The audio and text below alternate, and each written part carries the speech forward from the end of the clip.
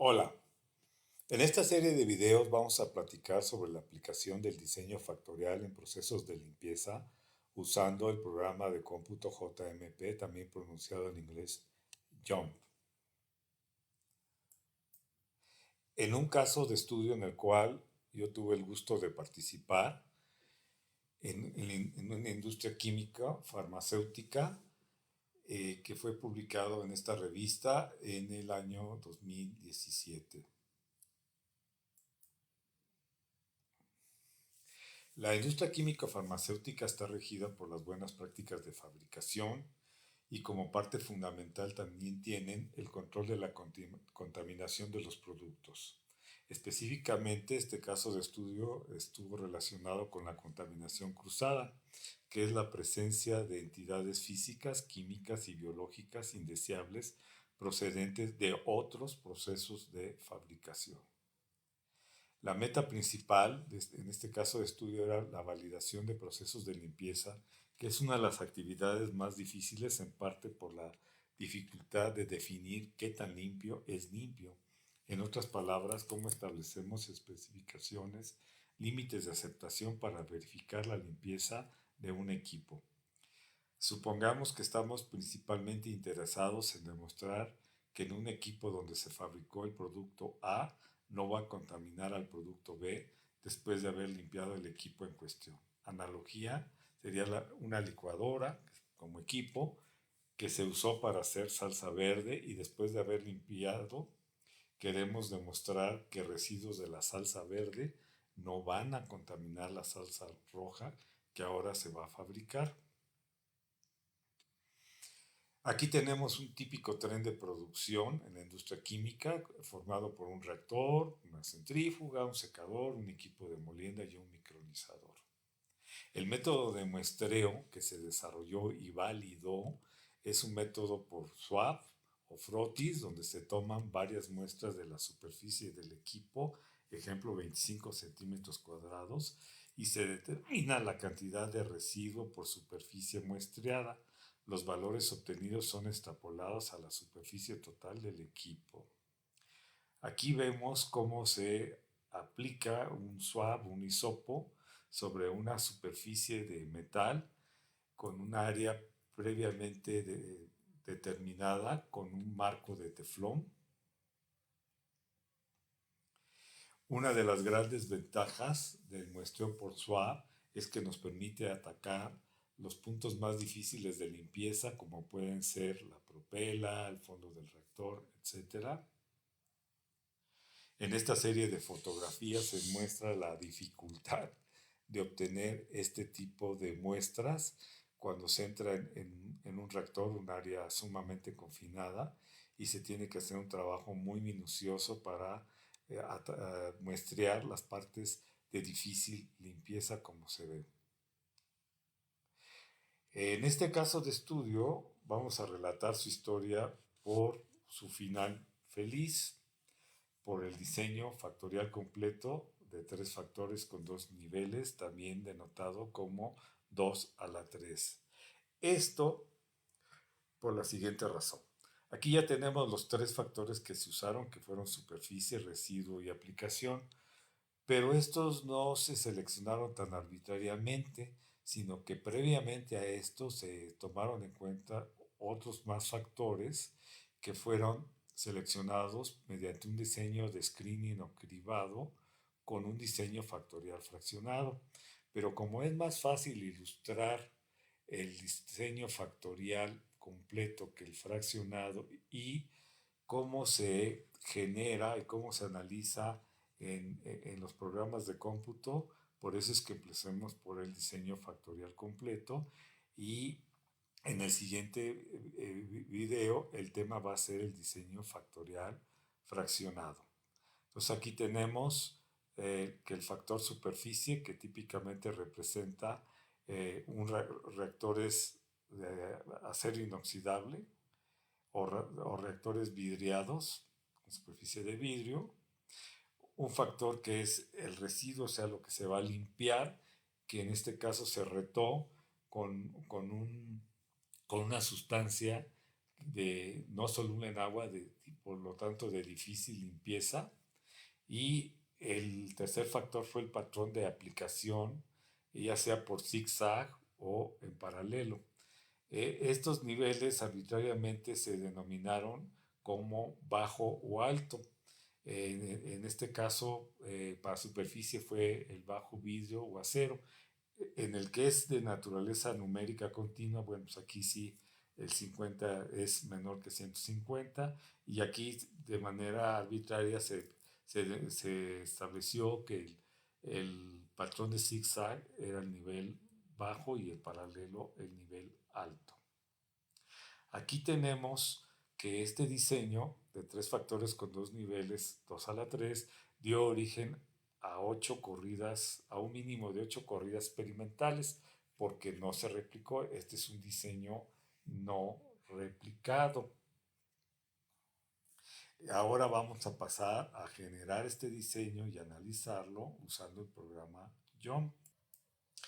Abriendo el programa JUMP, nos vamos a la parte de diseño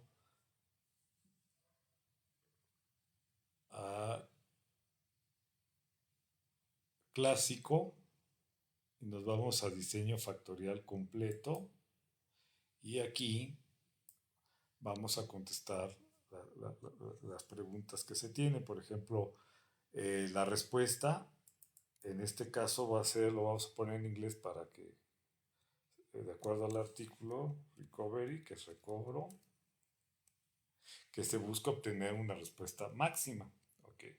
Después vamos a definir los tres factores. Aquí tenemos dos factores categóricos y uno continuo. Vamos a definirlos. El primero es categórico, de dos niveles, que va a ser la superficie.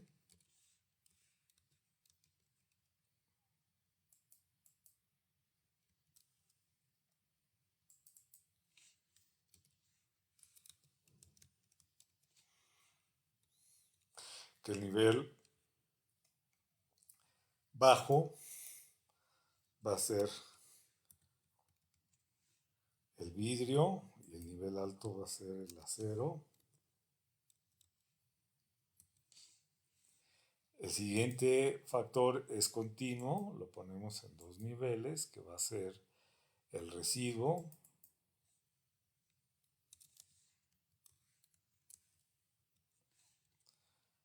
que va a ser, el nivel va a ser bajo, va a ser 50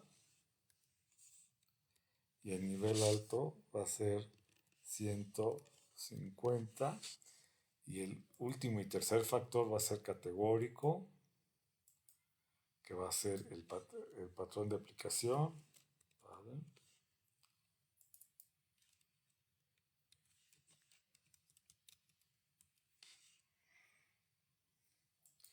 El nivel bajo va a ser el zigzag.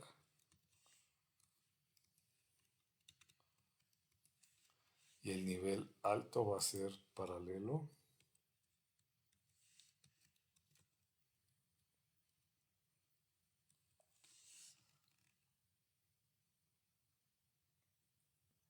Le damos a continuar.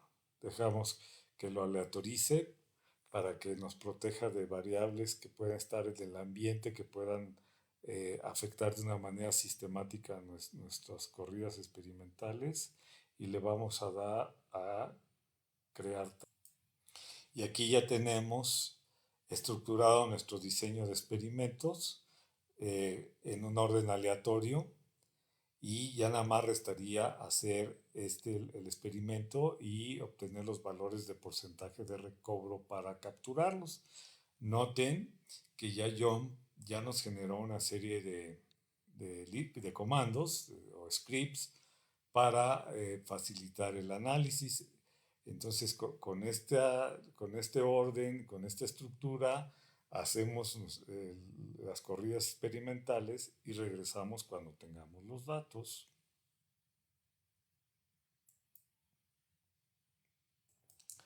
Una vez que ya tenemos los datos, abrimos. Aquí ya tenemos ya nuestras columnas con los factores y el recobro. Y noten que ya tenemos aquí ya nuestros scripts para facilitar el diseño. Si le damos un clic aquí en la flecha verde, nos va a generar el modelo. Una de las situaciones con Young, por ejemplo, para este diseño que es con 3 factores, es que por defecto nos está generando un diseño incompleto porque no está incorporando la interacción de tercer orden.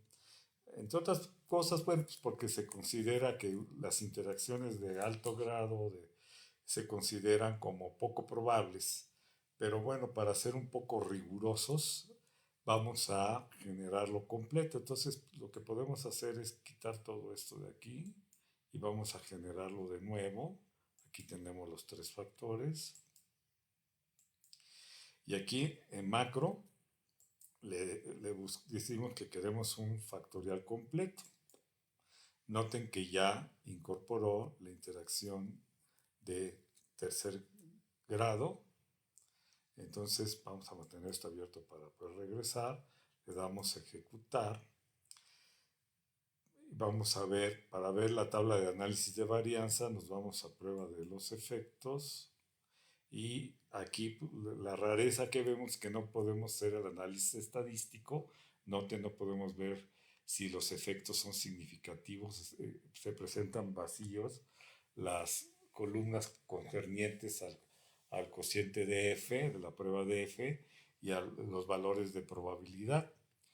¿Por qué? Porque como este es un diseño que no fue replicado, al no haber réplicas, no hay manera de estimar el error experimental o el nivel de ruido para ver si los efectos producen una señal que supera al ruido. Yo sé que esto, acepto las críticas de que se debió haber replicado algunas de las corridas, etcétera, pero también sucede que cuando uno está en la industria, en condiciones de vida diaria y de vida real, no siempre es posible pues ser tan riguroso y hacer más corridas porque uno de los recursos más escasos siempre es el tiempo y también que faciliten operadores en los departamentos de producción y todo para hacer estas corridas. Entonces, pues el compromiso puede ser el mínimo de corridas, que en este caso fue 8. Lo que hicimos, el riesgo que tomamos, fue que consideramos la interacción de tercer grado como poco probable, despreciable. Noten que la suma de cuadrados es muy pequeña, entonces esta la vamos a considerar como lo hace John por defecto, como que esta es parte del error experimental. Para hacer esto nos regresamos a la especificación del modelo y ahora lo que hacemos es, al quitar la interacción de tercer grado, lo que estamos haciendo es que forme parte del error experimental. Entonces le quitamos, volvemos a ejecutar, volvemos al resumen a buscar la tabla de varianza, aquí en prueba de efectos, y voilà, ya tenemos aquí varias cosas que resultan significativas. John las pone en rojo, que son 2 factores, los efectos principales de 2 factores, de superficie y del patrón de aplicación, pero muy interesantemente está la interacción.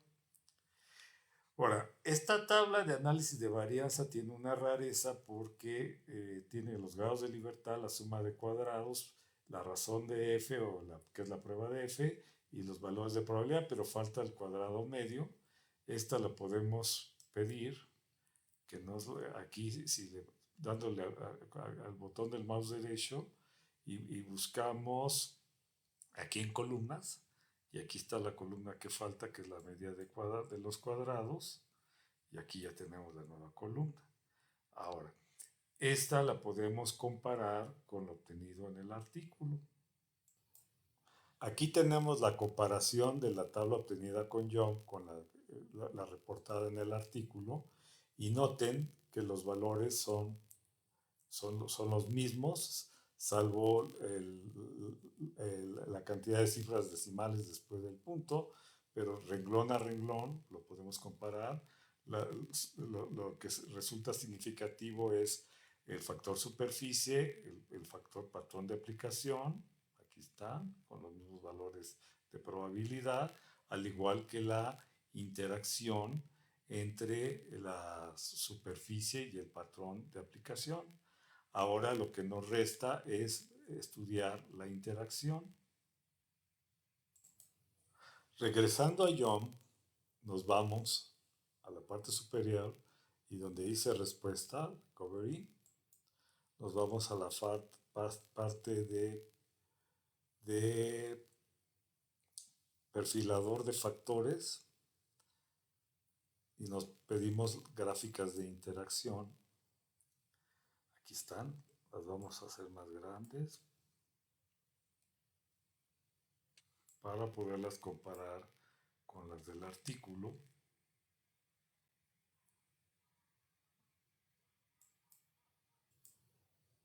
Y comparando las gráficas de interacción, la de Young aquí y la del artículo, vemos que son las mismas. Lo único que le falta aquí a Young es ponerle las bandas de variación. Pero aquí lo interesante es lo que nos dice. El patrón de aplicación de zigzag se comporta de una manera diferente al patrón paralelo.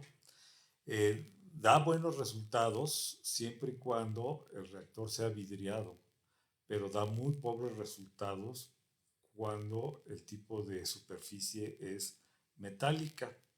Entonces vean el patrón de aplicación paralelo es más robusto porque da buenos resultados tanto para el reactor vidriado como para el de acero inoxidable. Y bueno, con esto vimos que pudimos recrear la generación del diseño factorial 2 a la 3 y también pudimos recrear su análisis y sus resultados y sus gráficas. Y con esto pues terminamos este video y en la segunda parte hablaremos del diseño factorial fraccionado. Muchas gracias.